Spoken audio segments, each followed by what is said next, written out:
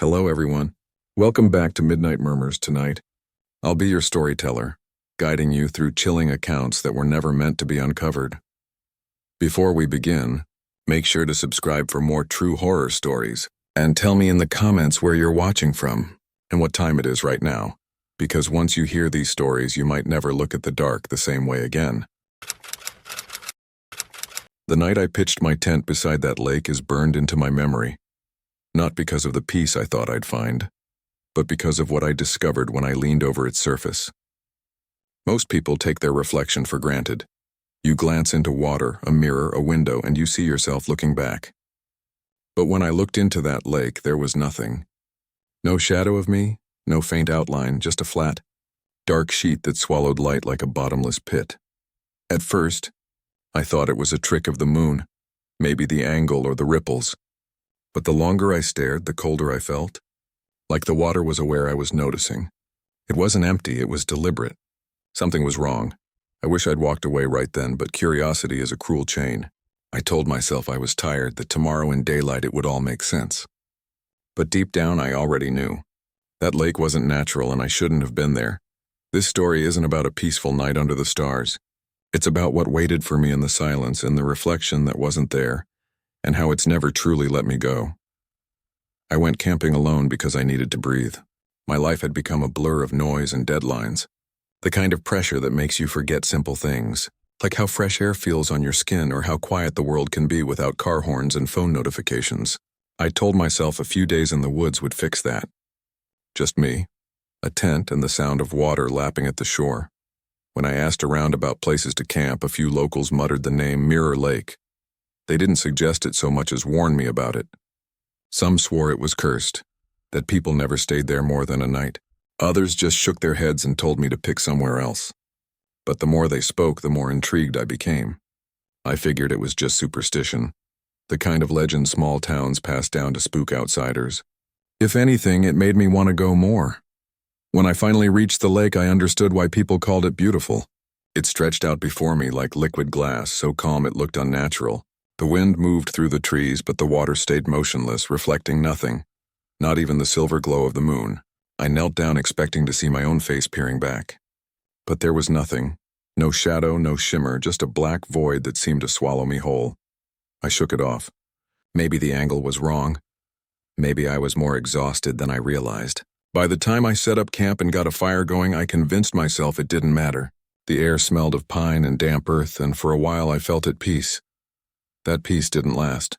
When night fell, the woods grew unnervingly still. Then slowly, sounds began to creep in. A twig snapped close to my tent. Water splashed even though the surface was calm when I checked. Faint footsteps circled me in the dark, stopping whenever I held my breath to listen. I told myself it was wildlife, but I couldn't shake the thought that the lake, empty, silent, watching, wasn't finished with me yet. That first night left me restless, waking every hour to sounds I couldn't explain. By morning, I almost convinced myself it had all been nerves, the way a strange place can magnify ordinary noises. The daylight helped, but the lake still unnerved me. Even under the sun, it refused to reflect anything. No trees, no clouds, not even the glaring sky overhead. Just a dull, dark surface that seemed to drink in the light instead of bouncing it back. I tried ignoring it, busying myself with cooking breakfast and writing in my journal, but I couldn't stop glancing at the water. Every instinct in me screamed that it wasn't just water, it was watching, waiting. Later that afternoon, while wandering the shore, I noticed movement across the lake. At first I thought it was an animal, maybe a deer, but as I focused, my stomach tightened. It looked like me. Same build, same outline, pacing along the opposite bank. Yet when I waved, the figure didn't copy me. It kept walking, head tilted, as if studying. I froze. No reflection in the water. Yet something that looked like me existed beyond it. When I blinked, it was gone, leaving the far bank empty. That night, the noises returned, sharper, closer. The air was thick with silence, broken only by sudden splashes that never left ripples. I unzipped my tent once, shining my light over the water, but the surface lay smooth and unbroken like stone. The woods, normally alive with insects and owls, were dead quiet. That quiet pressed down on me until I felt smothered. I forced myself to write in my journal before bed, documenting what I thought I saw. Maybe it was exhaustion. Maybe it was isolation messing with my head. But when my pen touched the page, the words came out shaky. It was me. I know it was me. I lay awake after that, every nerve wired tight. The sense of being observed grew unbearable. Like unseen eyes lingered just beyond the nylon walls of my tent. I kept telling myself it was paranoia, but deep down I knew better. Something about that lake was pulling at me, and whatever I saw across the shore wasn't done with me yet. By the next morning, I decided I needed proof. If I could see the lake in the full blaze of daylight, maybe I'd laugh at myself for panicking. I walked straight to the shore, crouched low, and leaned over. But the water didn't change. The trees, the sky, even the sun above, none of it appeared on that surface. It wasn't that the reflection was faint. It was absent, like the lake had swallowed the concept of mirrors altogether. I stared so long my eyes blurred, and that's when I noticed them. Shapes drifting just beneath the surface, distorted faces pressing upward like they were trapped in the depths. They didn't move naturally. They floated, half-formed, features stretching in ways no human face should. I stumbled back, choking on my own breath, but when I looked again, the water was flat, featureless, as if mocking me for doubting what I'd seen. That night was worse. My tent rattled against a wind that wasn't there. When I dared to peek outside, the ground was wet around my campfire, as though something dripping had circled the flames.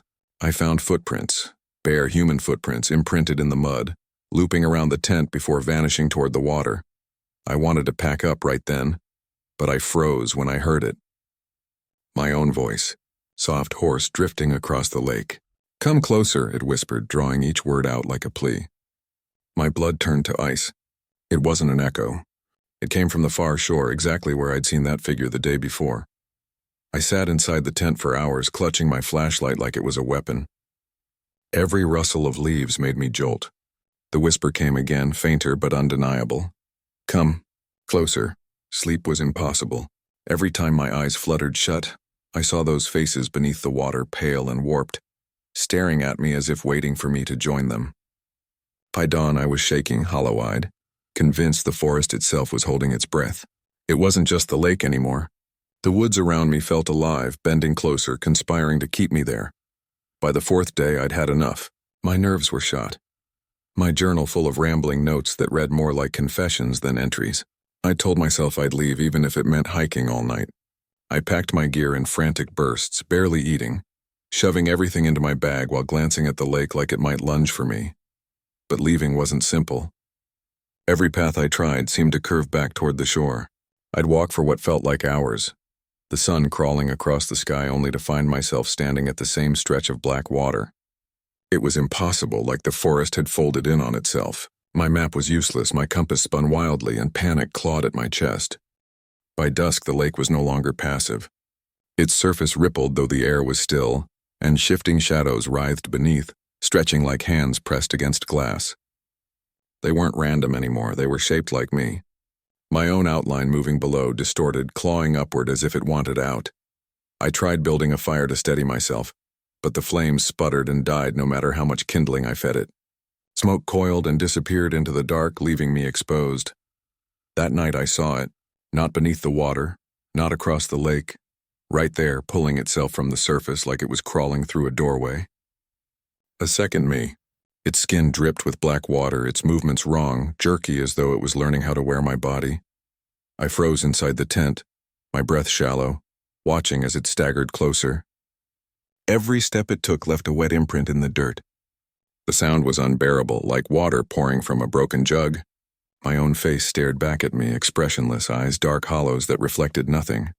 I wanted to run, to scream, but terror locked me in place. The thing stopped only a few feet from my tent, tilting its head in the same curious way I had seen days ago across the shore. It didn't speak, but I felt its intention, patient, inevitable.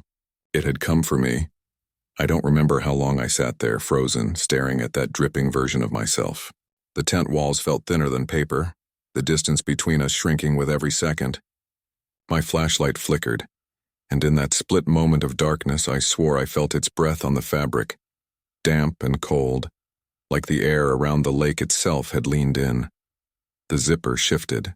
I can't say if it was my trembling hands pulling it open in panic, or if something else tugged at it from outside. The next moments blur together, Flashes of movement, the ground slick beneath me, the sound of water rushing where there was no stream. My mind goes blank after that, as though the night erased itself. When I woke, it was daylight. My tent was dry, my gear packed neatly beside me. I stumbled away from that place without looking back, half certain I'd lost hours, maybe days. But the worst part didn't reveal itself until later. Back home, when I finally caught my reflection in the bathroom mirror, my chest tightened. Because even now, staring at my own face, I can't shake the question, is it really me looking back? Or the thing from the lake? The first time I saw the zipper sliding down on its own, I thought my tired eyes were playing tricks on me. But no, I was wide awake, frozen in the dark, staring at that tiny metal pull slowly gliding downward tooth by tooth, as if an invisible hand was tugging it from the inside. My breath caught in my throat. I wasn't touching it. No one else was in the tent. Yet the sound, the soft rasp of the zipper parting, was impossibly real. Outside, the woods were dead silent. No crickets, no owls, not even the restless rustle of leaves in the breeze. Just silence, thick and unnatural, wrapping around the campsite like a suffocating blanket. The kind of silence that makes you realize you're not alone, but you can't see who's listening. I held still, my flashlight clenched in one hand, my body rigid beneath the thin nylon walls that suddenly felt paper thin. Every nerve screamed for me to bolt outside, but my legs wouldn't move. The zipper stopped halfway down, swaying slightly as if teasing me. In that breathless pause, I knew something was out there. Or worse, in here, and whatever it was, it wanted me to notice. When we pulled up to the campsite, the energy couldn't have been more different. My friends piled out of the car, cracking jokes as they carried bags and tents into the clearing. The sun was dipping low, spilling orange across the treetops, and the whole place looked postcard perfect. Quiet, untouched, ours. We laughed as we built the fire pit and argued about who would handle the food. At the time, it felt like freedom. What I didn't realize was how quickly that same isolation would turn on me. When it came time to set up sleeping arrangements, everyone paired off. 2 in one tent, 2 in another. I ended up with my own. I acted like I preferred it. More space, I joked, but truthfully I didn't mind. Having my own tent felt like a small luxury. By the time night fell, the fire crackled low and conversation gave way to yawns. I zipped myself inside and stretched out, savoring the quiet. But the quiet was strange, not peaceful. It was too still, too absolute. Crickets chirped, then stopped all at once like someone had flipped a switch. Even the breeze died, leaving the trees looming motionless, their dark shapes pressing inward. It felt like being watched. I had just started drifting when I heard it, scratching.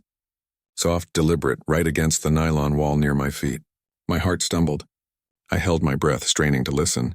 Probably a raccoon, I told myself, or some other harmless animal curious about our food. I grabbed my flashlight, unzipped the flap just enough to peek out. Nothing. No glowing eyes, no movement.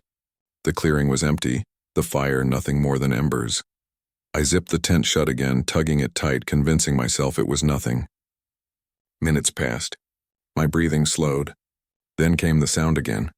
Not scratching this time, but the faint metallic rasp of the zipper sliding down by itself just a few inches. I stared at it, frozen. The pull swayed gently as if teasing me. I forced a shaky laugh, whispering that it must have been the wind or a snag in the teeth. But deep inside, something told me the forest was paying attention now, and it wanted me to know. Sometime in the dead of night, I woke to a sound that sliced through the silence, the faint rasp of the zipper sliding down. My eyes snapped open, and there it was, halfway undone, the flap sagging open into the darkness. My heart slammed against my ribs. Someone had to be outside tugging at it. I couldn't breathe, couldn't move, just lay frozen as the cold air seeped in through the gap. I whispered out, barely louder than the wind, calling one of my friends' names. No answer. I tried again, louder, but the only reply was silence, so heavy it seemed to swallow my words. The forest wasn't alive with night sounds anymore. It was dead still, as if the trees themselves were holding their breath. Finally, with trembling hands, I grabbed my flashlight and pushed outside. The beam swept over the clearing, catching nothing but empty shadows. No footprints, no movement, no reason for the zipper to be open. My skin prickled as I zipped the flap shut tight and crawled back inside, whispering to myself that I was just imagining things. But just before dawn, it happened again. The zipper slid all the way down, only this time the movement came from inside. My stomach dropped. I clutched the flashlight like a weapon and didn't close my eyes once until the sun finally rose. The next morning I told them everything, bracing for the eye rolls I expected.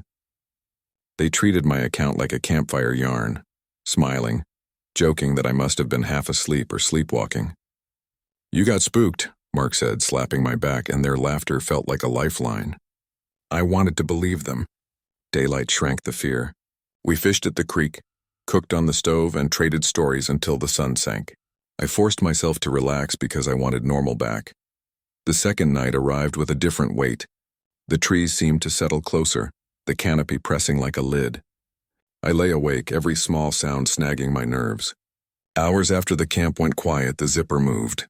The metal pull inched down and the flap sagged a few inches. I shot upright so fast my head hit the pole and stars burst behind my eyes. Heart hammering, I shoved a flashlight, a hiking boot, and a canteen against the zipper, building a flimsy barricade that eased my panic a little. Time stretched into a ruined kind of waiting.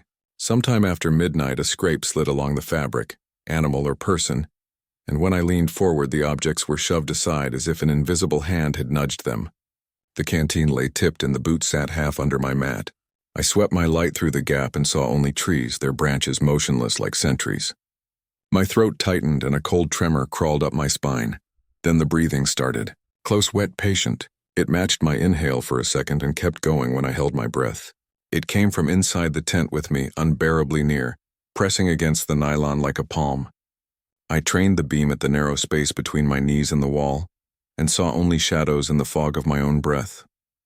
I couldn't stay. I wrapped my sleeping bag around my shoulders, stumbled to the fire, and sat on the cold ground until dawn came. Even with friends and flame, the feeling of being watched relentlessly dug under my skin, an ache that didn't fade when morning came. For days afterward, I kept checking corners, listening for the soft metallic whisper of a zipper, afraid the forest had learned my name and would test me again. They stopped laughing the night Mark heard it. We were huddled around the dying coals, the map between us forgotten, when the same metallic rasp sliced the dark, soft, unmistakable, the sound of a zipper moving. Mark froze, his fork suspended in midair. For the first time, the joke emptied out of the clearing. The air shifted. I could feel the group's gaze find me, and suddenly my story had weight. We split up and searched the ring of trees until our flashlights ached. Every beam picked through leaves and roots but found nothing. No footprints, no broken branches, no lanterns abandoned in the underbrush. It was as if whatever had brushed the tent refused to leave a trace. That made the hair on my arm stand up in a different way, deliberate, practiced, like something that knew how to avoid being seen. That night I crawled into Ali's tent because staying alone felt impossible. For a while, whispers and nervous laughter patched the fear. Two people seemed safer than one. I slept in fits, every twig snap a declaration. Hours later, the zipper on Ali's tent whispered. I heard it through the thin fabric, an inside downward pull that sounded too deliberate to be wind. We all bolted upright, 4 sets of light beams stuttering, only to see nothing through the sliver of darkness. Panic spread like spilled oil. I screamed my friend's name.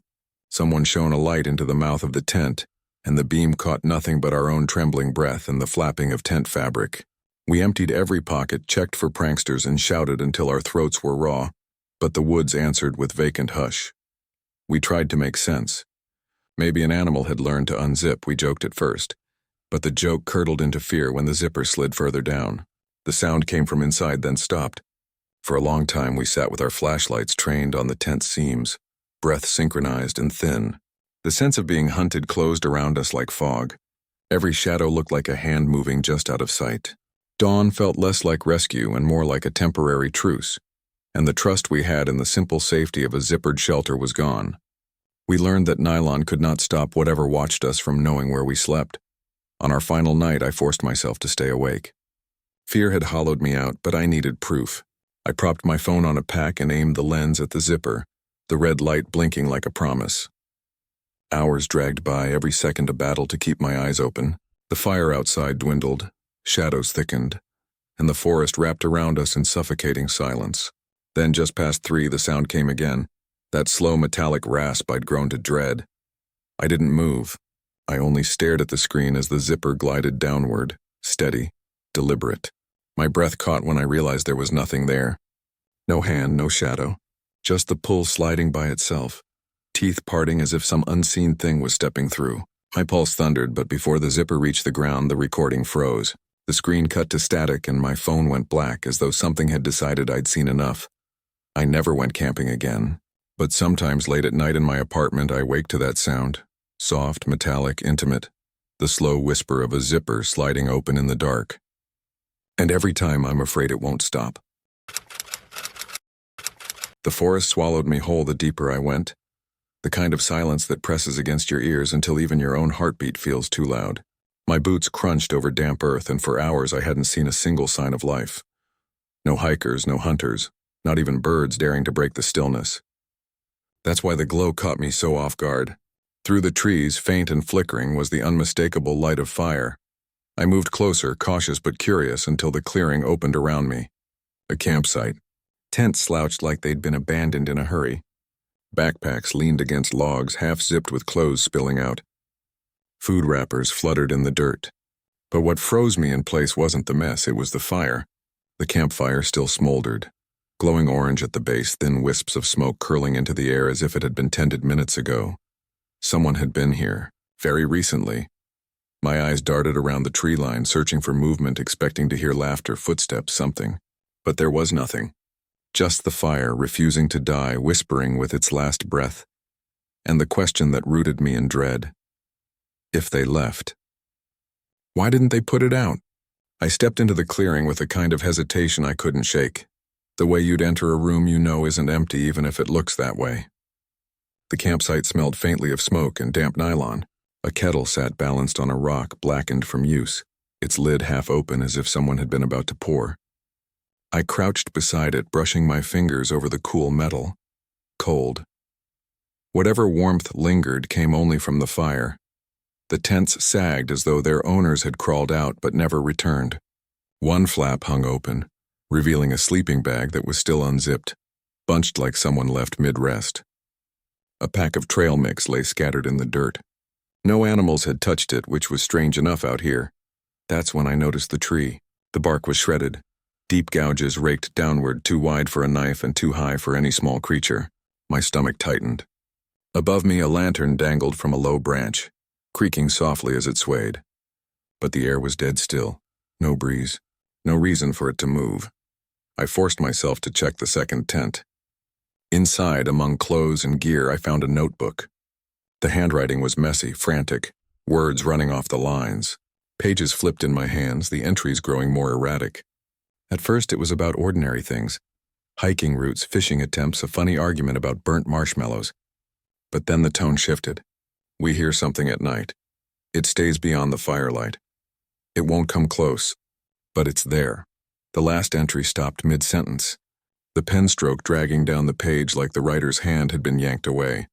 I looked up from the journal, every nerve in my body screaming that I wasn't alone. The stillness was too heavy now, unnatural.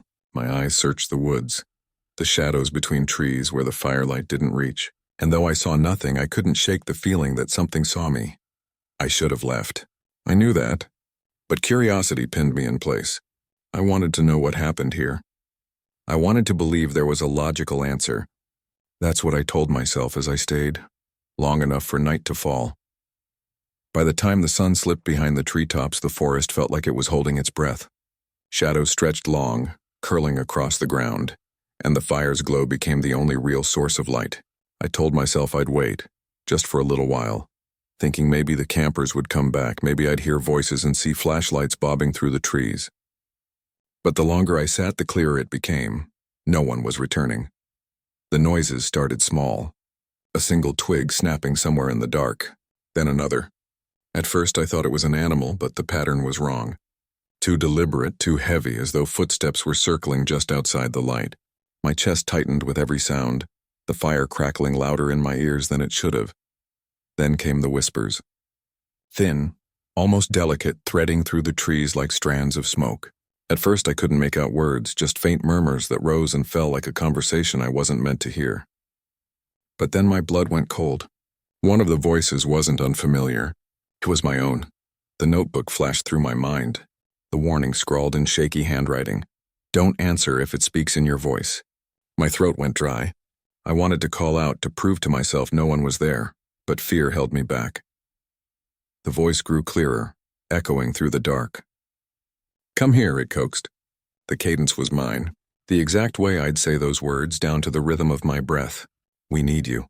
I clutched the journal tighter, knuckles white, refusing to move. The fire popped violently, sending sparks into the night, and for a split second I thought I saw movement. Something tall just beyond the glow. My pulse hammered so hard I thought I'd pass out. I pressed my palms over my ears, but the whispers didn't stop. They weren't sound anymore. They were inside my head, threading through my own thoughts. I nearly gave in, nearly stepped into the dark to follow myself. But some instinct, raw and desperate, kept me rooted by the fire. When the voices finally faded, the silence that followed was worse. Morning should have brought relief, but instead it felt like the forest had only grown heavier. A gray mist clung to the trees, muffling sound, swallowing distance. I packed quickly, refusing to look too long at the empty tents, and started down the narrow trail I'd hiked in on. My boots moved fast, crunching over roots and wet leaves, each step carrying me farther from the cursed campsite. Or so I thought. An hour later, the clearing opened before me again. The same fire pit, the same tents, the same lifeless kettle on the rock. My stomach dropped. I must have made a mistake, I told myself, picked the wrong path. So I tried again, a different direction, forcing myself deeper into the forest, marking trees with a stone as I went. My pulse steadied when I didn't see the marks repeating until the mist broke and I stumbled back into the same camp. Only this time the fire wasn't dying. It roared. Flames licked high, snapping and spitting sparks into the damp air as though fed by invisible hands. I hadn't touched it. No one had. But it burned like it had never gone out. I spun around. My pack felt lighter. When I checked, gear was missing. My water bottle, my compass, even the knife I swore I packed. I searched the tents in panic, and there they were, placed neatly inside as if someone or something had moved them while my back was turned. I yanked the notebook from where I'd left it. The handwriting had changed. My eyes scanned the page, and the words carved across it made my blood run cold. He's trying to leave. He doesn't understand. He never will. That wasn't there before. Breath hitched in my throat as I turned the page. New words sprawled across it in frantic ink, describing me in real time. He stares at the fire. He knows he can't escape. The forest won't let him. The letters bled fresh, glistening like wet paint. I dropped the journal, but when it hit the dirt, it flipped itself open, pages turning as if by unseen fingers. The entries kept forming, sentence after sentence, charting every tiny movement I made, even the way my hands shook as I reached for it again. I staggered back, dizzy. The mist thickened and daylight dimmed unnaturally fast, draining away like water down a sink, and the fire only burned brighter. By nightfall, the fire had grown into a living thing. Its flames twisted unnaturally, bending toward me like they were aware, like they were hungry. I stayed close because the dark beyond the glow was worse, black and endless, filled with movement I couldn't quite see. Every time I looked up, I caught glimpses of them. Figures. They stood just beyond the firelight, tall and too thin, their faces stretched as if skin had been pulled over skulls too large. Their eyes shimmered white in the dark, unblinking, fixed on me. They didn't move at first. They only watched. But then came the voices, low, whispering, all of them speaking at once. Not random words, but mine. My own voice fractured into dozens, layered and distorted. Step closer. You're tired.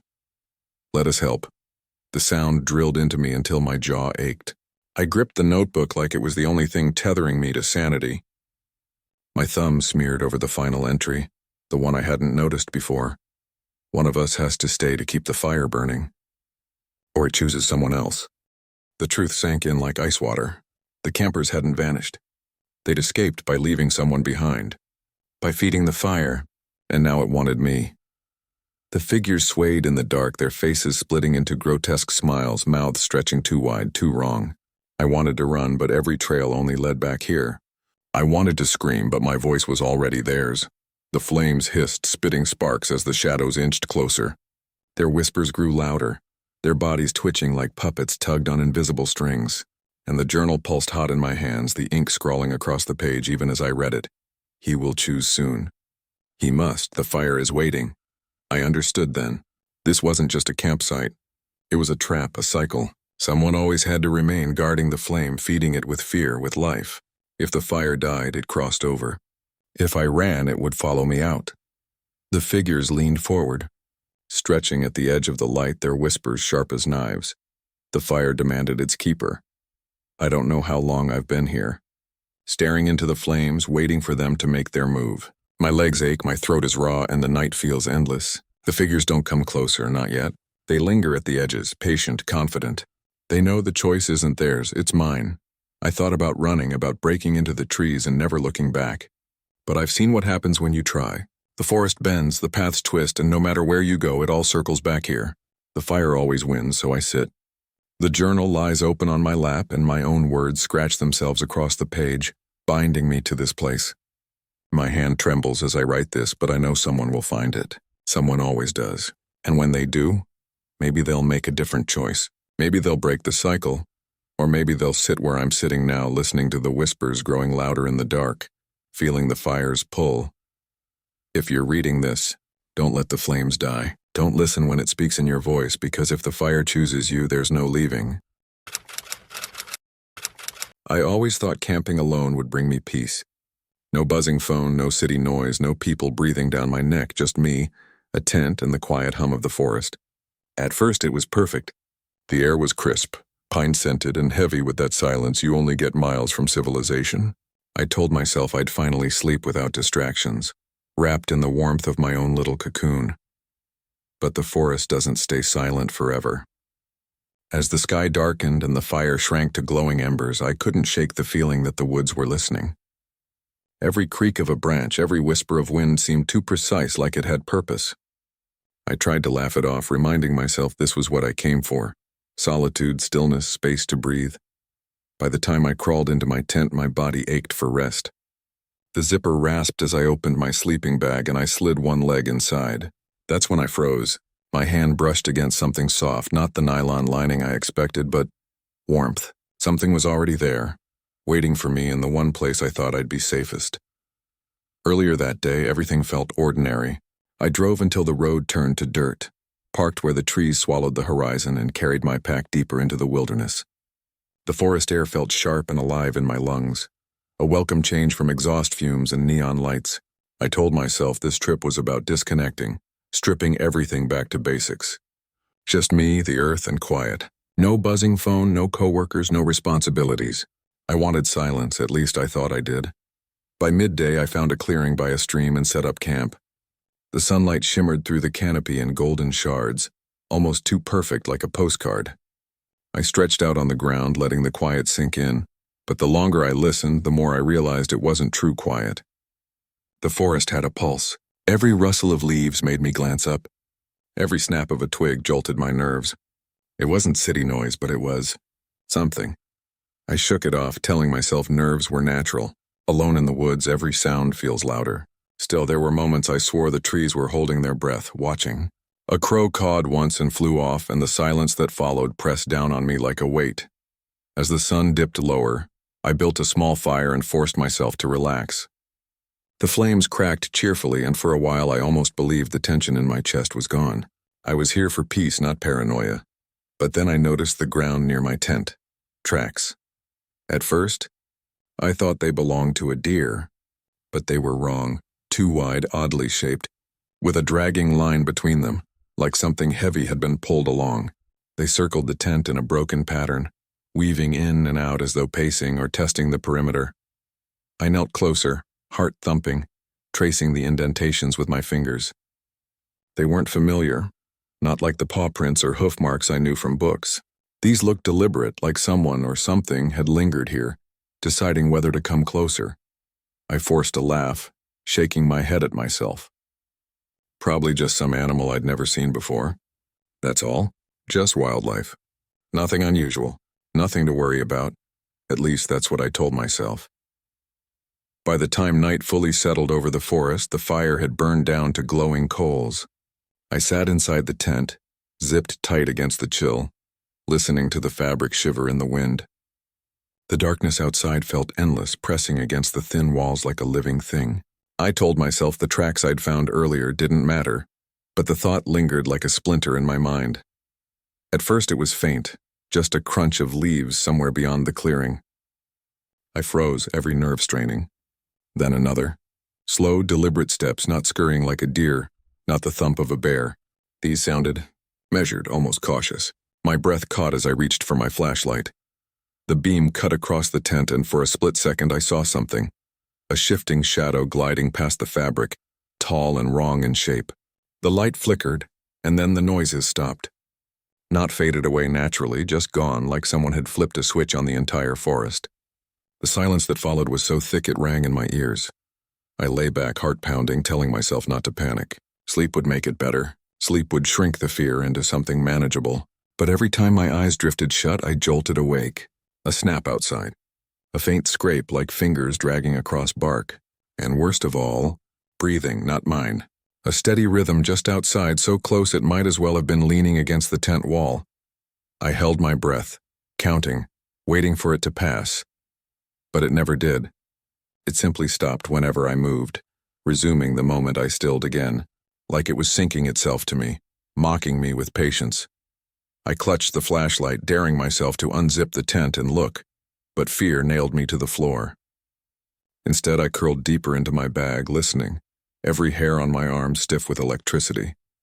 Hours passed, or maybe only minutes, I couldn't tell. The forest stretched and folded time until it was meaningless. All I knew was that I wasn't alone. Something was circling, waiting, breathing just beyond the nylon barrier that was far too thin to keep me safe. Around midnight, the forest seemed to lean closer, every sound sharpened by the tension pressing on my skull. I had just begun to drift when the tent wall pushed inward, slow and deliberate, as if a hand pressed against it from the outside. My breath snagged in my throat. The fabric slid downward, tracing a line along the side of my head, dragging over the nylon with chilling precision. I bolted upright, shouting into the dark, my voice shaking as it cracked across the stillness. No answer, not even the echo of movement retreating, just silence, vast and absolute. My own voice felt swallowed by the trees. Minutes ticked by, heavy as stones. I sat there gripping the flashlight, staring at the trembling fabric. Nothing else pressed in. Nothing answered. Eventually my voice faded into whispers. Pleas to myself, prayers for this night to end. Exhaustion clawed at me. My eyelids sagged and the shaking in my hands dulled into numbness. Finally, I decided sleep was safer than madness. I unzipped my bag and slid one leg inside, the familiar cocoon of warmth welcoming me. Then my fingers brushed something soft. It wasn't nylon. It wasn't stuffing. It was in warmth. A shape. I froze, air stuck halfway in my lungs. My hand rested against something smooth, pliable, alive. The world narrowed to that single point of contact. My mind screamed to rip away, but I couldn't move. The shape shifted slightly, a twitch as though reacting to my touch. The bag was supposed to be empty. It was mine, my sanctuary. And yet here it was, something already curled inside, silent and waiting. My eyes darted wildly in the darkness, though I couldn't see. I strained to hear above my heartbeat hammering in my ears. Nothing. No breath, no shuffle. Just that undeniable warmth against my trembling hand. I wanted to scream, but even my voice abandoned me. All I could do was sit frozen in the dark, realizing I wasn't alone in the place I thought was safest. Panic took over before thought could catch me. I ripped myself out of the sleeping bag, thrashing against the nylon like a trapped animal, and burst free into the tent. My flashlight clattered in my hands, the beam jerking wildly across the fabric walls as I scrambled backward. The sleeping bag convulsed on the floor, bulging and shifting like something was still inside, writhing against the cocoon it had stolen. My chest burned with terror as I yanked the zipper down the middle. For a breathless moment, I braced myself for what I'd see, but the bag sagged flat, empty, nothing but fabric and stuffing. I blinked hard, trembling, unable to process. Had I lost my mind? Was I so exhausted that I'd conjured something out of shadows and fear? Then I saw it, thin, jagged lines etched into the inner lining, deep grooves that hadn't been there before. Not rips, not tears, claw marks. The tent felt suffocating, the air thick with something unspoken. My every instinct screamed to run, to leave everything and sprint blind through the trees. But when I pushed open the flap, the night outside greeted me with an intensity that made me stumble back. The forest wasn't just dark anymore, it was awake, watching, waiting. My flashlight trembled as I swept it across the clearing. For a moment, the edge of the firelight caught something standing between the trees. A shape. Tall, thin, almost human, but bent wrong, its limbs too long. Its head cocked unnaturally to the side. The beam landed on it fully, and in an instant it moved, darting back into the trees with impossible speed, leaving only a ripple of branches in its wake. My throat tightened and my knees nearly buckled. Whatever had been inside my sleeping bag wasn't gone. It was out there, circling, testing, waiting for the dark to swallow me whole. The first light of dawn bled through the trees like a lifeline. I didn't wait to eat, didn't bother to douse the fire. I stuffed my gear into the pack with trembling hands, every snap of a twig behind me, convincing me I was seconds away from being touched. By the time I stumbled back to my car, the sun had cleared the horizon, but the weight in my chest didn't lift. The drive home felt unreal, like I was leaving part of myself behind in that clearing. My knuckles stayed white on the steering wheel, and every shadow on the roadside made me flinch. By the time I stepped into my apartment, exhaustion finally hit. But so did the need to prove to myself it had all been in my head. I unpacked everything slowly, piece by piece, until I reached the sleeping bag. I shook it out onto the floor, trying to laugh at my own paranoia. That's when I saw it. Strands of hair, damp, matted with dirt, clinging to the inside seam. Not mine. Too coarse, too long. I dropped it instantly, stomach twisting. Had something only shared my bag for a night? Or had I unknowingly brought it home with me? When I first pulled off the dirt road and into the tree line, I thought I'd found the perfect escape. The forest stretched out in every direction, a living wall of green that swallowed the sky and muffled the world behind me. My tent, my pack, and a small fire pit were all I needed for a quiet night away from everything.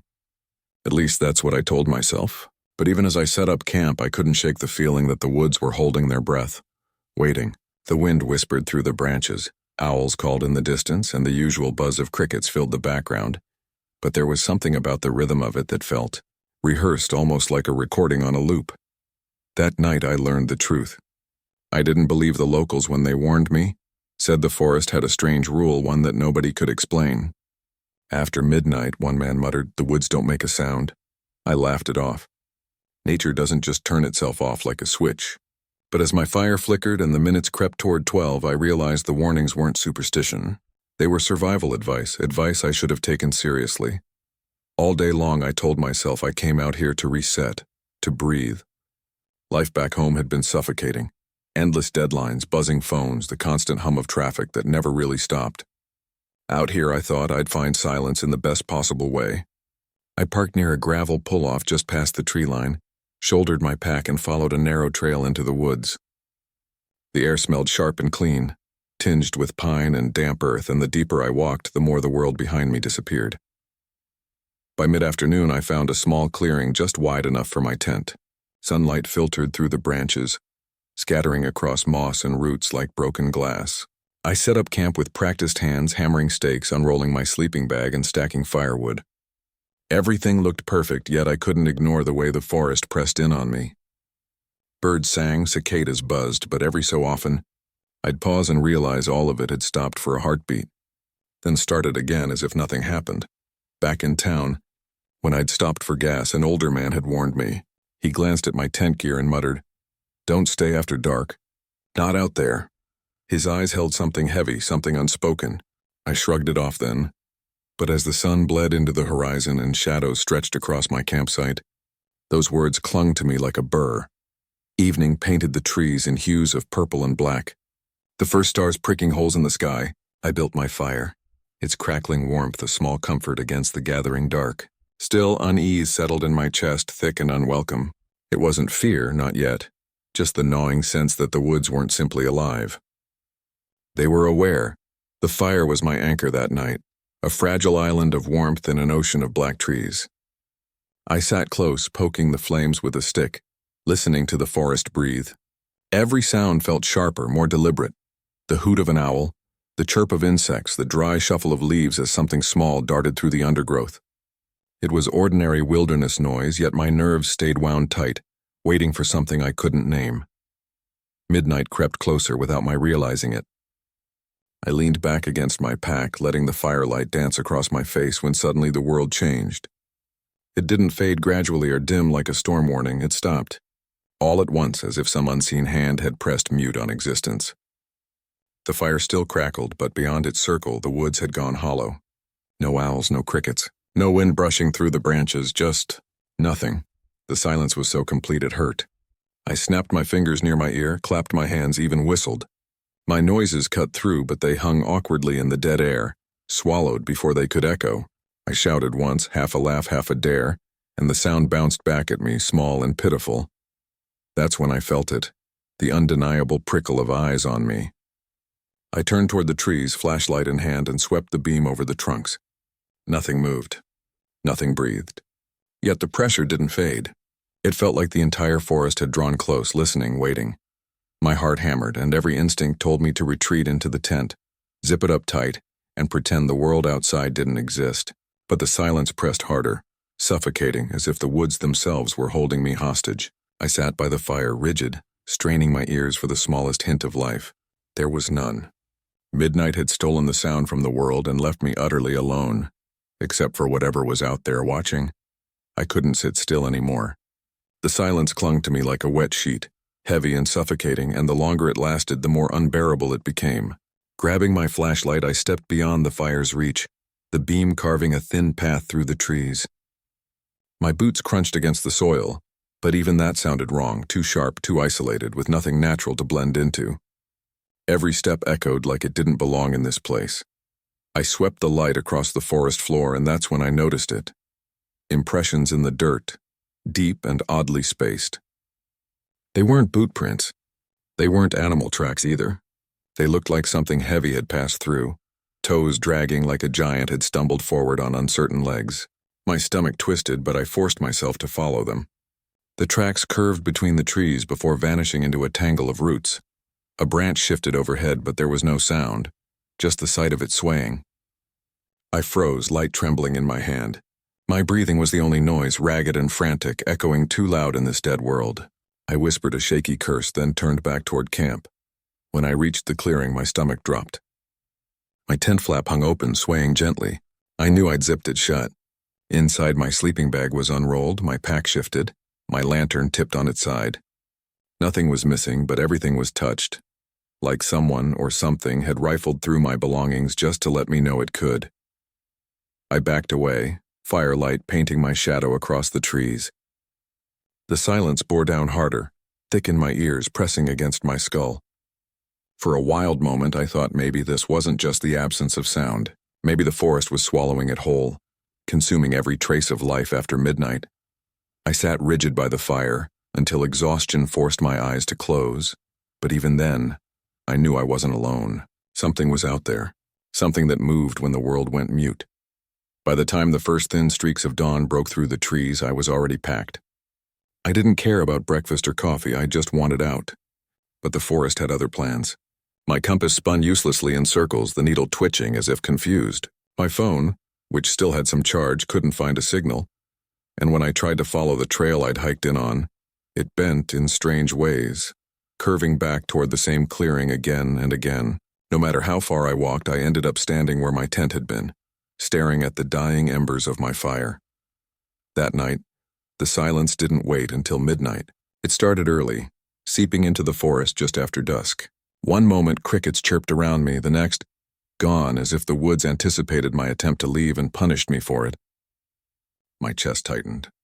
I wasn't just trapped here. I was being timed. Then I saw it.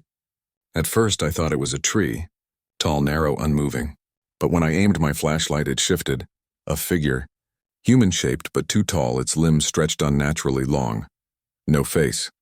Just pale, featureless skin that caught the light like polished stone. It didn't make a sound. Not a branch snapped, not a leaf crunched beneath its towering frame. It simply stood among the trees, and every time I blinked, it seemed closer. 10 feet, 7, 5. My legs refused to move, my throat too dry to scream. I stumbled back to the fire, throwing on branches in a frenzy, desperate for light. The flames flared, and for a heartbeat the thing retreated, slipping into the black like it had melted into the shadows. But the silence held deeper than before, suffocating me with every passing second. I realized then that the silence wasn't an accident of this place. It was a warning, a curtain that fell so the thing could move freely. When sound died, it was hunting. The final night came quicker than I wanted. The sun hadn't even fully set when the forest went quiet, sealing me inside its suffocating void. I didn't bother with the tent anymore. I just sat by the fire, clutching my journal and recording every thought, hoping anyone would find it. If they did, maybe they'd believe me. Maybe they'd understand why nobody should camp here. The silence pressed so hard it felt like it was inside me, in my chest, in my skull, and then I saw it again. The figure, emerging slowly from the trees, its body impossibly tall, its faceless head tilting as if it studied me.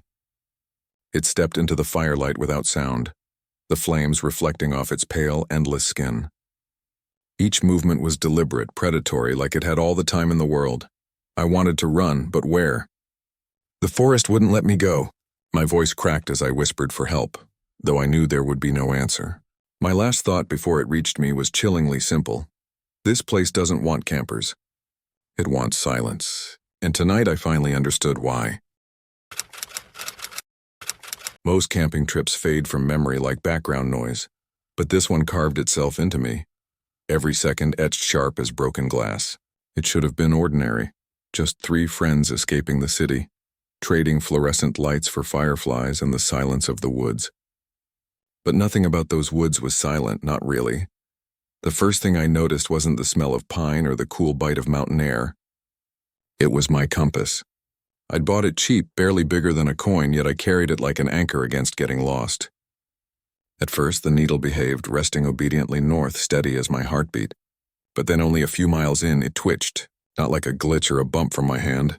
It shook like it had caught something invisible. And for a breathless moment, it pointed somewhere it shouldn't, straight into the dark stretch between 2 trees.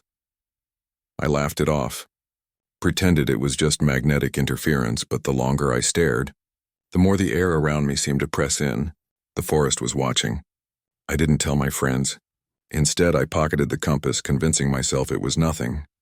But deep down, I already knew the truth. What it pointed toward wasn't north. It was alive. Ryan was the loud one, always cracking jokes, while Caleb carried the tent and complained about the weight. I tried to match their energy, but the deeper we went, the heavier the silence grew. Normally, forests hum, birds, insects, wind in the leaves. But here, the quiet was thick, broken only when a crow shot from a branch like it had been startled from a nightmare. The sound of its wings echoed far too long, vanishing into the distance until we were swallowed by stillness again. Feels like a horror movie, Caleb muttered. I tried to laugh, but my grip tightened on the compass in my pocket. I didn't dare look at it again. Not yet. By dusk, we found a clearing and pitched our tent. The fire crackled bright, its warmth comforting against the growing chill. For a while, things felt normal. We ate canned chili, traded stories, and Ryan bragged about how we'd survived the weekend without issue. But when the fire shrank to embers, my skin prickled with the sense of eyes pressing in from the tree line. I pulled the compass out, telling myself I just wanted to be sure of our bearings. The needle twitched again, quivering like it was afraid. Then it slid, not toward north, but toward the sound I swore I'd just heard, a branch cracking in the distance. My breath caught. I shoved the compass away and climbed into the tent, forcing a smile at my friends. But sleep didn't come easy. Sometime after midnight, the noises started again. Not the forest coming alive, but something pacing, circling, breathing just outside our canvas wall. Each inhale was low, deliberate, too deep to be human. I lay frozen, every muscle locked. My hand found the compass again, and in the pale glow of the lantern I saw the needle tremble, then drag toward the sound, as if it wanted me to follow. At dawn, the others still snored, oblivious, but I couldn't shake the sound of that breathing. My body moved before my brain agreed, slipping out of the tent with the compass clenched tight. The morning fog sat low, wrapping the trees in a ghostly haze. The forest floor was damp, each step muffled, every breath visible. I told myself I was only checking our path, but when I held the compass flat, the needle no longer cared about north. It snapped sideways, locking onto some unseen magnet buried deep in the woods. I tapped the glass, shook it, but the needle clung stubborn, vibrating as if straining toward something alive. Against reason, I followed. At first it was just a few steps, my boots crunching wet leaves. But each step seemed to pull me further than the last, like the forest was drawing me in. The light thinned, branches clawing overhead until even the fog seemed darker here. My pulse quickened, the silence pressing heavier. Then came the sound. Breathing. Slow, wet, rasping.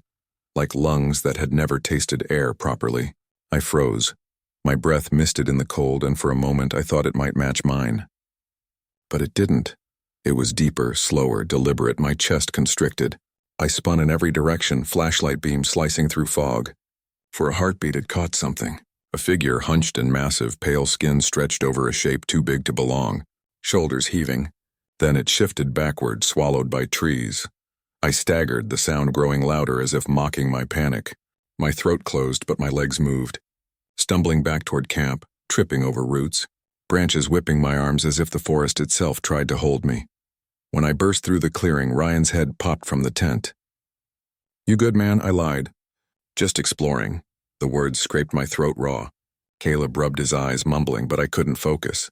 My hands shook as I tucked the compass away. I swore I could still hear that breathing, faint at the edge of the clearing. And in my pocket, the needle quivered like a heartbeat that wasn't mine.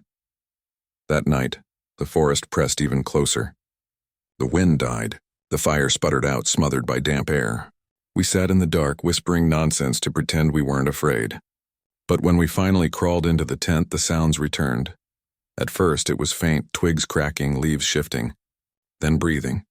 Louder than before. Measured, deliberate. It circled us, dragging heavy footsteps around and around until the nylon walls seemed too thin to protect us. Ryan cursed, clutching a pocket knife. Caleb demanded we pack up and leave immediately. But I couldn't move. The compass burned in my hand, the needle spinning wildly, rattling under the glass. Then suddenly it stopped, pointing in a single, unwavering direction, straight toward the sound outside. Against every instinct, I unzipped the flap an inch. My flashlight beam slid across the ground, catching dew, roots, shadows. And then eyes. Two glowing orbs reflected back at me, low to the ground but impossibly far apart, staring without blinking. I slammed the flap shut. My pulse thundered in my ears. Inside, chaos erupted, Ryan insisting it was just an animal, Caleb shouting it wasn't normal, wasn't right. I barely heard them. All I could do was stare at the compass, its needle locked steady, pointing toward those eyes. Sleep was impossible. Every time I drifted, the scratching started. Long, deliberate drags of claws against the fabric as though marking us. The breathing never stopped, just shifting from one side of the tent to the other. Waiting. By dawn, none of us were the same. We packed in silence, driven by fear rather than reason. Every sound made us flinch, every shadow stretched too long. We just wanted out, but the woods didn't want us gone. The trails betrayed us.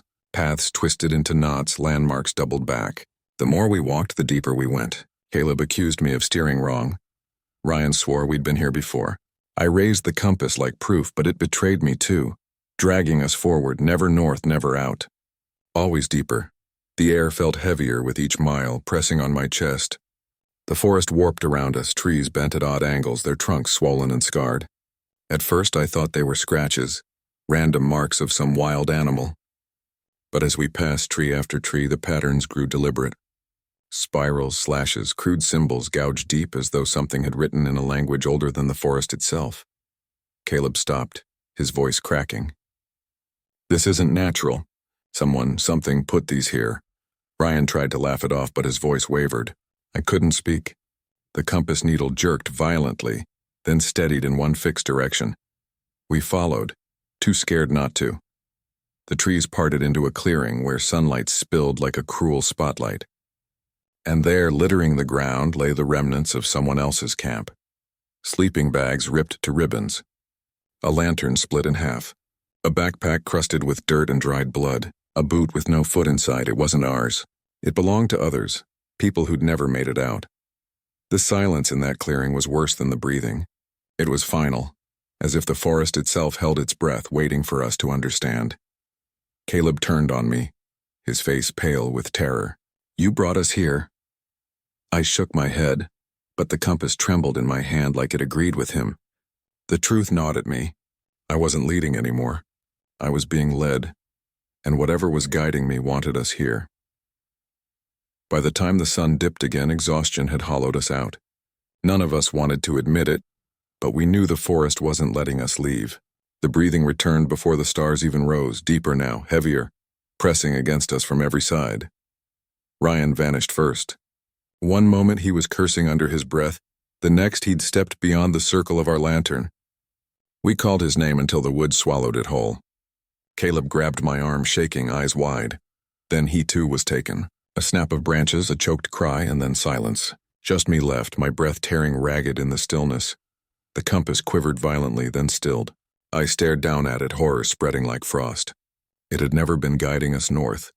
Never safety. Always here, always to this. The breathing swelled, closer than ever, until the ground itself seemed to pulse with it. My hand shook as I lifted my head.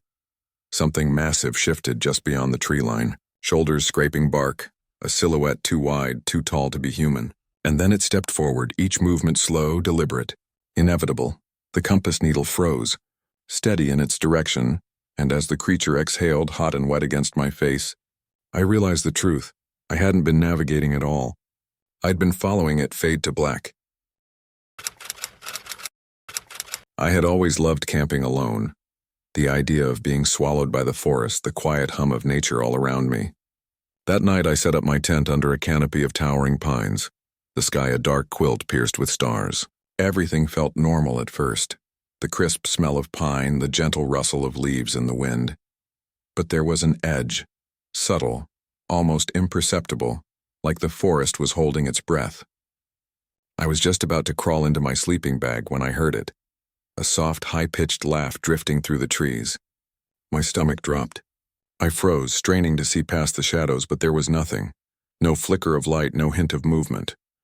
The laughter came again, closer this time, circling the tent as though someone or something was moving just out of sight. My mind raced. I'd come out here for peace, for solitude, for a break from the noise of the world. This wasn't part of the plan.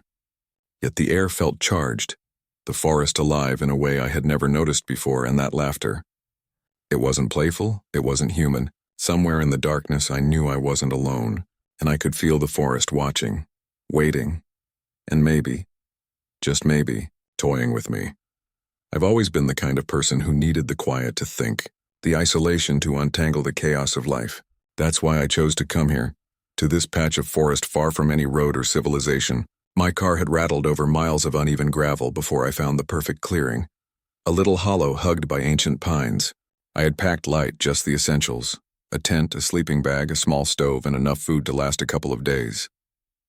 There's something intoxicating about setting up your own little world in the middle of nowhere. The sense that the forest belongs to you alone, if only for a moment. The trees were impossibly tall, their dark trunks disappearing into shadows that seemed thicker than the night itself. Every rustle, every snap of a twig underfoot felt amplified, echoing through the silence like a warning. I noticed the ground near my tent had been disturbed, soil turned over in shallow furrows as if someone or something had been digging just hours before. A few trees bore strange, almost childish carvings, spirals and stick figures, symbols I couldn't place. Some scratched so deep the sap had bubbled out, glinting like tears in the dim light. I shook off the unease, blaming it on nerves, the kind that creep in when you're alone in the woods, surrounded by shadows. By late afternoon, the sun had begun to dip, casting the forest into a slow twilight. I sat outside, letting the crisp air fill my lungs, the only sounds the faint sigh of the wind through needles and the distant call of an unseen bird. Then I noticed the quiet wasn't natural, it was too deliberate, as though the forest itself had paused, holding its breath. The normal evening chorus of insects and nocturnal animals had faded into a vacuum of sound. As darkness swallowed the clearing, I zipped up my tent, the soft canvas walls my only barrier against the unseen. That's when I first heard it. A faint noise, almost laugh-like, carried on the wind, drifting through the trees and around my tent. I froze, heart hammering, telling myself it was the echo of a bird, a trick of the wind, anything but what it felt like, deliberate, mocking, and watching. I tried to convince myself it was nothing, just the wind playing tricks on the dry leaves, maybe the faint echo of an animal's call. But then I heard it again, unmistakable this time. A soft, high-pitched giggle, almost childlike, floating through the trees like it was teasing me. My stomach tightened as the sound circled my tent, light and airy, yet carrying a weight that made my skin crawl. I unzipped the flap slowly, peering into the shadows beyond the clearing, but the forest was empty. Just darkness, twisted branches, and the occasional glimmer of moonlight bouncing off bark. Nothing moved, nothing breathed, and yet I felt eyes on me. I sank back onto my sleeping bag, heart racing, trying to rationalize it. Maybe someone was nearby, a prankster from another campsite, though I knew there weren't any others for miles. Maybe it was my imagination, the isolation warping my mind into hearing things that weren't there, but the unease wouldn't fade. It pressed against me, subtle and insistent, a cold hand I couldn't shake. I glanced around the tent and froze. My flashlight, which I had left neatly beside my bag, had shifted a few feet away. The strap was twisted, the beam pointing toward the trees as if someone or something had brushed against it. A rough scratch marred the canvas of the tent, shallow but deliberate, like a warning. I hadn't moved it. Nobody should have been close enough to touch it. Then the laughter came again, louder this time, circling me in waves, bouncing off the trunks of the trees. It was playful yet sinister, like someone was toying with me, daring me to step outside. I pressed myself against the floor of the tent, holding my breath, straining to hear anything beyond the sound. The giggles grew, overlapping now, echoing in every direction, impossible to pinpoint. I realized with a chill that I wasn't just being watched. I was being hunted, studied, tested, and whatever it was patient, relentless, and very, very close. The second night fell heavier than the first, the darkness pressing down like a living thing. I tried to convince myself that yesterday's laughter was a one-off, a trick of nerves and solitude. But as the sun sank behind the horizon, I felt the same chill of anticipation creeping up my spine. Then it started again, soft at first, the familiar high-pitched giggle, but soon it grew sharper, more mocking, circling the tent in wide arcs. It wasn't playful anymore. It was deliberate, almost cruel, a sound designed to make me question every rustle and shadow around me. I fumbled for my flashlight, my fingers trembling as I clicked it on, sweeping the beam across the black forest. For a moment there was nothing, just the trees swaying in the breeze, but then I caught glimpses. Shadows darting between trunks, branches bending as if pushed by invisible hands. Every flicker of movement made my heart leap. I whispered to myself that it was the wind, that I was imagining shapes in the dark, but my voice sounded hollow even to me. My stomach dropped when I looked down. Footprints, small and almost childlike, pressed into the soft soil around my tent. I hadn't seen them before. I hadn't walked in that part of the clearing. And then I noticed the handprints, smeared on the outside of my tent, tiny fingers digging into the fabric like they had just been placed there. My mind spun, my pulse pounding so loudly it drowned out everything else. Isolation had never felt so suffocating, and fear had never felt so sharp. I backed against the tent flap, my eyes scanning the forest desperately, trying to convince myself I was alone. That's when I saw it, just for a second, crouched low behind a thick pine, a shadow that mimicked the shape of a child, watching me with impossible stillness. I froze, frozen in terror and disbelief, unable to breathe, unable to move. The laughter flared again, louder now, almost triumphant, echoing around the clearing, and I realized that whatever was out there, it wasn't human, and it wasn't going anywhere. I couldn't stay in the tent any longer. Every rustle of leaves, every snap of a twig made me flinch, convinced that the thing out there was waiting for me to make a mistake. My heart hammered in my chest, but I forced myself to unzip the flap and step into the cold night, flashlight trembling in my hand. The forest greeted me with silence, but it was a heavy, oppressive silence, the kind that presses in on your chest and makes it hard to breathe. The giggles had returned, faint at first, teasing me from somewhere deeper in the trees. I moved toward them, desperate to confront whatever had been tormenting me, though every instinct screamed to run. The further I walked, the more disoriented I became. Paths I thought I knew twisted in impossible directions, and the shadows of the trees stretched into shapes I couldn't trust. And then the giggles changed. They warped, becoming guttural and unnatural, layered over each other like a chorus of distorted children laughing in unison. My stomach churned, nausea and fear twisting together, and I stumbled backward, realizing I was surrounded. The shapes in the darkness began to shift. Faces, pale and wrong, flickered between the trees. Impossible expressions frozen in permanent grins. Limbs seemed to bend at unnatural angles, disappearing into the blackness only to reappear moments later. Closer. Watching.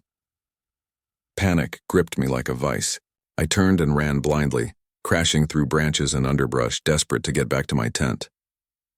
The distorted laughter chased me, echoing in every direction, pressing against my ears and mind, leaving no room for rational thought. When I finally stumbled into the clearing, my heart sank. My tent was torn apart, the canvas shredded and flapping in the wind. My sleeping bag, my backpack, my food supplies, all scattered, strewn like some grotesque display. I sank to my knees, chest heaving, trying to comprehend what had happened. The forest had swallowed my sanctuary, turned it into a chaotic, mocking stage for whatever was out there.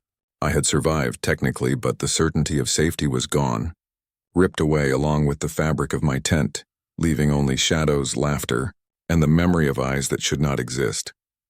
I pressed myself against the remnants of my torn tent, trembling so violently I could barely hold the flashlight. The distorted laughter had returned, louder, closer, circling me in maddening loops that made it impossible to tell which way was safe. My body refused to move. My mind felt frozen, trapped between terror and disbelief. Every shadow seemed to pulse with movement. Every rustle in the underbrush a promise of something emerging from the dark to claim me. I tried to tell myself it was just fear, that the forest was empty. But the giggles twisted and warped around me, proving otherwise. Somewhere in the blackness, I blacked out, or perhaps I ran, I can't be sure. The memory is fragmented, a blur of snapping twigs, flailing branches, and that relentless, impossible laughter. Hours, minutes, or seconds passed, I don't know how long I was there. When I finally awoke, I was outside the forest, the dawn breaking across my skin, cold and silent. Everything was quiet, almost peaceful, yet I couldn't shake the sound from my head. Even now, long after escaping, I hear it faintly when the world is still. A haunting echo that reminds me, whatever was in those woods, it didn't want me to leave. And perhaps in some twisted way, it never truly let me go. I always thought camping alone would be peaceful, a chance to escape the noise of the world. But as soon as I set foot into this clearing, something felt wrong. The trees stood like silent sentinels, their branches clawing at the dark sky, and the wind was eerily absent, leaving the forest unnaturally still. I crouched by my small campfire, watching the flames dance and crackle, each pop sounding louder than it should, like a warning. Shadows stretched across the ground, bending and twisting with the firelight, and for a moment one of them seemed almost human, lingering too long at the edge of my vision. I told myself it was just my imagination, but a knot of unease tightened in my chest. Every rustle of leaves, every snap of a twig beyond the circle of light made my pulse spike, and I couldn't shake the feeling that someone, was watching me. It was as if the fire had drawn their attention, calling them from the darkness. I shifted uncomfortably, scanning the perimeter, but the night swallowed everything beyond my small glow. That's when I realized, in a way that sent shivers down my spine, that whatever was out there wasn't just curious. It shouldn't even exist in the light at all. I arrived at the campsite in the late afternoon, when the sun still hung low, casting long shadows between the pine trees.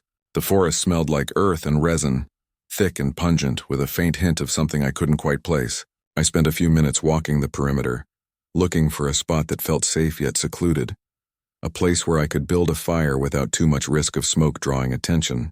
When I finally settled into a small clearing, I dropped my pack and knelt to gather kindling. The crunch of needles beneath my hands unnervingly loud in the otherwise quiet woods. As the fire sputtered to life, I leaned back against a tree, letting the warmth chase away the chill, and tried to shake off the odd feeling that had been creeping over me since I arrived. Earlier, at the ranger station, an older man had watched me with wary eyes as I signed the permit. "Be careful out there," he said, his voice low, almost a whisper. "The forest. It's different at night. Not all of it belongs to this world." I laughed it off then, assuming he was just one of those locals who like to spin ghost stories for campers. But now, as I stared into the encroaching dusk, I wondered if there had been more truth to his warning than I realized. The first oddities began subtly. I noticed footprints near the edge of my clearing, too large to be mine, and though I told myself they belonged to deer or raccoons, the shapes felt wrong, elongated in ways that made me uneasy. Every so often, a rustle came from just beyond the circle of firelight, the snap of a twig or the whisper of leaves. But whenever I strained to see, nothing was there. My pulse quickened, each sound sharper than the last, and I realized how small and vulnerable I truly was in the midst of this darkening forest. Yet, despite the unease, the fire offered comfort, a fragile barrier between me and whatever watched from the shadows. I kept poking at the embers, trying to convince myself that I was alone, that the forest was simply alive with its usual nocturnal sounds. But the more I tried to believe it, the heavier the feeling became. An awareness that I was being observed, that something was waiting, patient and deliberate, just beyond the reach of the firelight. The night was coming fast, and with it a sense that nothing in this clearing was truly safe. The night had fully settled by the time I realized the fire wasn't behaving normally. One moment it would crackle and flare, the next it would dim as if someone had sucked the warmth from the air. Shadows around the clearing seemed to twist unnaturally, stretching longer than they should, bending in ways the trees themselves couldn't make. I caught glimpses of movement at the edges of my vision, branches swaying, rocks shifting, but when I looked directly, nothing was there.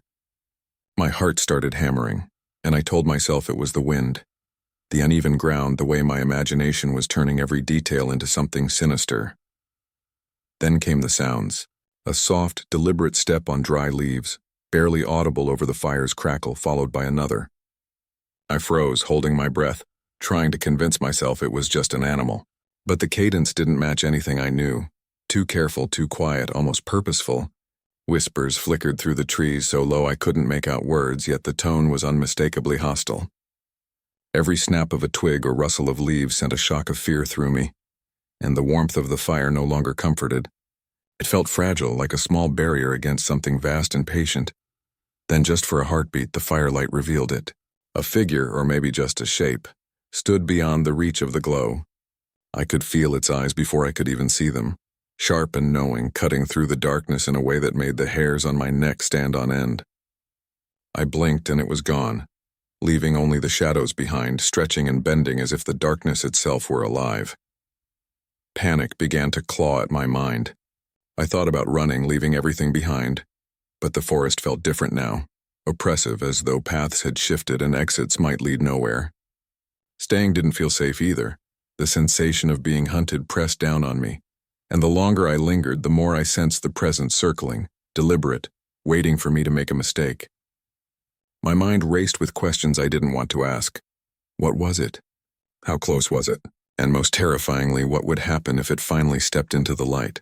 Every instinct screamed to escape, yet my curiosity, and some foolish sense of bravado, kept me rooted, watching, waiting, aware that I was no longer just a camper in the woods, but prey in a game I didn't understand. The air grew colder, heavier, pressing down on me as if the forest itself had taken a breath and held it, waiting. My fire flickered violently, flames stretching high one second and collapsing into embers the next, leaving the clearing bathed in a fragile, wavering light. Shadows I thought were just shapes began moving independently, inching closer with each flicker, bending around the trees like dark smoke. I tried to focus, telling myself it was still my imagination. But when I caught the reflection of something in the flickering glow, a face, or maybe a shadow where a face should be, I froze. It was distorted, impossibly long and thin, and it moved with an unnatural grace, slipping between tree trunks as though the forest itself bent to guide it. A low growl rolled through the clearing, vibrating the ground beneath me. I hadn't seen the creature, hadn't heard its footsteps, yet the sound carried a weight, a sentience that froze me in place. It wasn't trying to communicate in words, but every vibration felt like a message. I was being hunted, I was alone, and any misstep would be fatal. My survival instincts screamed at me to run, to leave this place immediately. But as I scrambled toward the edge of the clearing, the forest seemed to shift. Trails I had walked confidently earlier twisted into loops I didn't recognize, trees bending slightly as if to block my path. Panic surged, and the fire, my only tether to safety, sputtered again, threatening to die, leaving me in near total darkness. I tried calling out, my voice cracking with fear, but it seemed swallowed by the trees. Every rustle, every whisper in the leaves heightened my terror. The entity was close, closer than it had any right to be, but never fully revealed. I could sense it circling, testing my reactions, understanding my fear. The line between reality and hallucination blurred. I stumbled back toward the fire, poking at the embers desperately, knowing that if it went out I would be utterly exposed. My heart raced, my mind a chaotic swirl of terror and disbelief, and I realized there was no longer a distinction between the forest and the creature itself. The entire world around me had become a trap. Every instinct screamed at me to survive, but the fear, thick and suffocating, rooted me to the spot, leaving me painfully aware that I was not just in danger. I was inside a living nightmare that refused to show its face completely. Desperation clawed at me, sharp and insistent. I poked at the fire, stirring the embers with trembling hands, sending sparks flying into the darkness, hoping the light would hold it back, even for a few moments. I shouted, my voice cracking, words meaningless but meant to assert my presence, to remind the world that I was still here, still human. The forest didn't answer, at least not in words, but the shadows reacted. They shifted, elongated, twisting toward me, and I could feel the presence moving closer, patient, deliberate, a predator testing the boundaries of its prey. I wanted to flee, to abandon everything and run blindly into the trees. But the forest seemed to have become a labyrinth, paths bending and looping back as if the ground itself refused to let me go. A flicker of movement caught my eye. Two pale eyes reflecting the firelight glimmered for a heartbeat from between the trunks. The shape attached to them was wrong. Elongated, moving with impossible angles, limbs bending in ways nature did not allow. I blinked and it vanished, leaving only the rustling of leaves and the heavy, suffocating silence that followed. My mind reeled. Was it even real? Or was exhaustion and terror twisting perception into something monstrous? Shadows and memories collided. Flashes of childhood nightmares, half-remembered stories from old campfires, and the reality before me blurred into one disorienting whole. Then the realization hit me like a cold wave. It hadn't just been drawn to me, it had been drawn to the fire.